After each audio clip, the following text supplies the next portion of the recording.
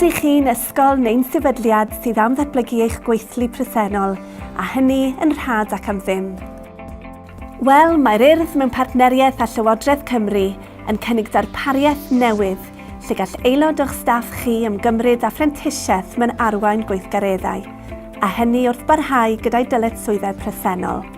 Fe fyddant hefyd yn ennill y cymwysterau canlynol, NVQ Lefel 2 arwain gweithgareddau, Lefel 2 mewn egwyddorion hyfforddi, cymwysterau chwaraeon penodol.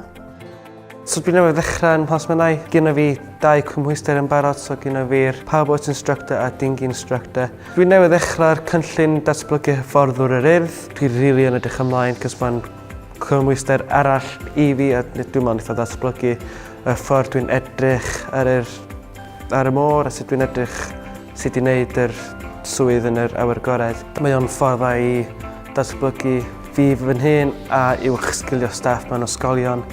Mae'r hyfforddiant yn cynnig datblygiad proffesiynol parhaus ac yn cael ei gynnig ar hyd a lled Cymru. Mae'r Urdd yn edrych am sefydliadau newydd i gymryd rhan. Dyma gyfle gwych i'ch sgilio eich staff chi.